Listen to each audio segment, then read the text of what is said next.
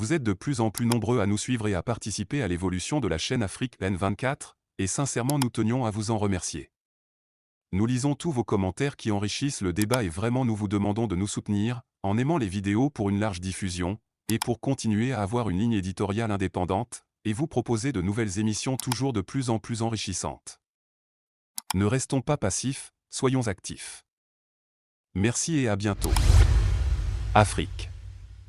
Le principal défi de l'Afrique au XXIe siècle réside dans la lutte contre les réseaux criminels et terroristes. Le continent africain, en pleine transformation démographique depuis plus de 50 ans, est confronté aux défis actuels, dans un contexte économique mondial marqué par une compétition géostratégique entre les grandes puissances. De multiples facteurs contribuent à l'émergence d'une criminalité de plus en plus organisée aux ramifications croissantes. Pour parvenir à un développement économique harmonieux, bénéfique à un plus grand nombre d'Africains, il est impératif d'éradiquer ce fléau à la source. Examinons les 5 facteurs favorisant l'émergence de diverses formes de criminalité. Les rivalités entre les centres et les périphéries. Il s'agit des tensions entre le pouvoir central d'un pays ou d'une ville et les groupes de personnes en périphérie urbaine ou dans des régions éloignées. Un exemple notable est la rébellion du MNLA, résultant de frustrations locales courantes chez les Maliens de toutes les régions, qui s'est armée contre le pouvoir central en réaction à ce qu'elle perçoit comme une discrimination envers les régions du Nord.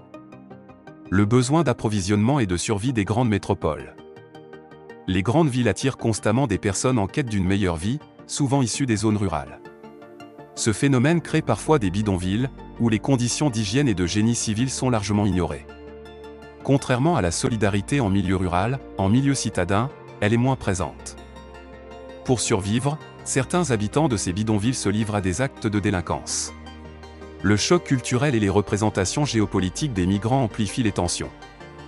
Le chômage croissant des jeunes en quête d'emploi. En 2013, l'Organisation internationale du travail a signalé que plus de 38 millions de jeunes Africains étaient au chômage, sur un total de 75 millions de chômeurs dans le monde. L'instabilité politique des États africains entrave les politiques de développement et, par conséquent, l'emploi. Les étudiants se tournent parfois vers des filières sans débouchés sur le marché, les laissant sans emploi dans un secteur public déjà saturé et un secteur privé de plus en plus réticent à embaucher.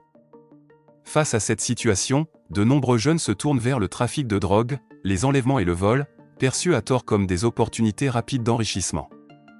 En 2009, la Banque mondiale a rapporté que 40% des jeunes rejoignant des milices ou des mouvements rebelles sur le continent le faisaient par manque de travail et pour échapper à la dure réalité du chômage.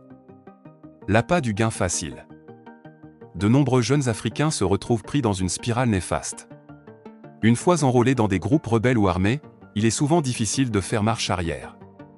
Les tenants de l'islam salafiste exploitent la misère des jeunes pour attiser la colère au sein des populations. L'utilisation des réseaux de contrebande pour propager les idéologies extrémistes. Les rivalités géopolitiques en Afrique, qu'elles découlent de l'instabilité post-guerre civile, comme c'est le cas entre les Touaregs et les Toubous dans le sud libyen, ou qu'elles résultent d'une maturation criminelle.